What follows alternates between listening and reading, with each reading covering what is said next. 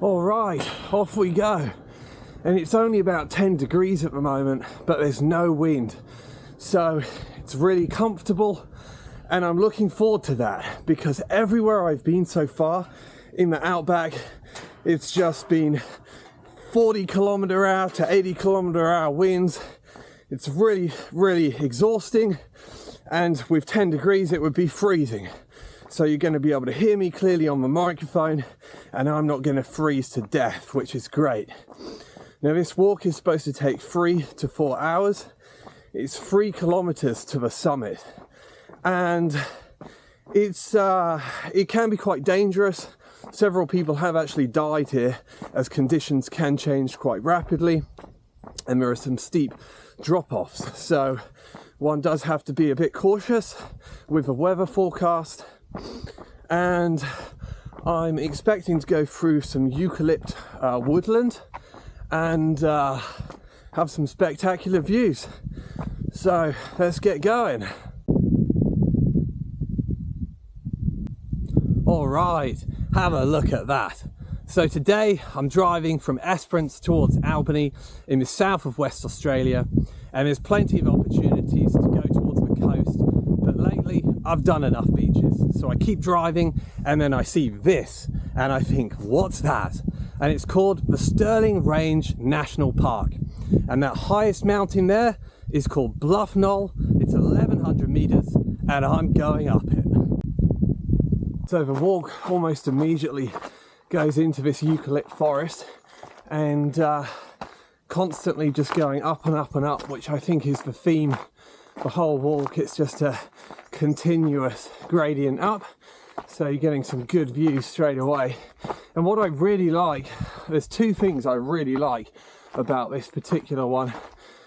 The car park is basically a lookout point to start with. You actually arrive quite high up with spectacular views all around you.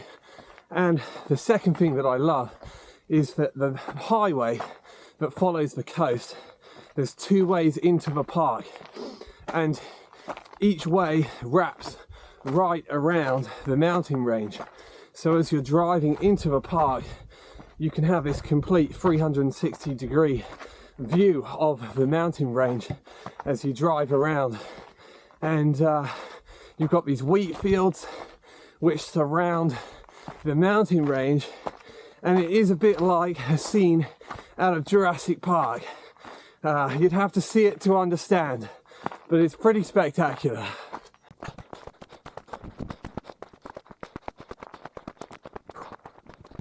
So my initial thoughts are, this is certainly one of the most pretty walks I've done through the outback. It's got a lot of changes in fauna and fantastic views. Let's try and pan out and just show you. So down there you can see the car park, and it's on a raised bit of land, so you've got good views even from the car park. But the look at that over there, fantastic. All right, very nice. So this is the first proper view. So it's just opened up behind me. Have a look at that. So below me you've got the eucalypt woodland, then the wheat fields and all the farms, and really it just goes and goes and goes until you can't see any more into the never-ending outback.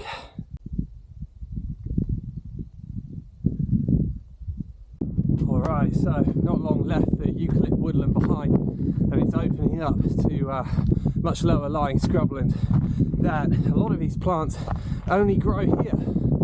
And the views are getting quite good. I'm seeing some salt lakes off to the side, and those spectacular never-ending views into the outback. So getting very near the summit now, and as I look around at these plants, it makes me wonder how many of them are under attack, because in Australia there is a disease called phytophthora dieback, and it's not from this country, and it kills up to 40% of the native flora, and once it's in the soil you can never get rid of it. So there are cleaning stations where you can brush your feet. Not a very nice disease at all.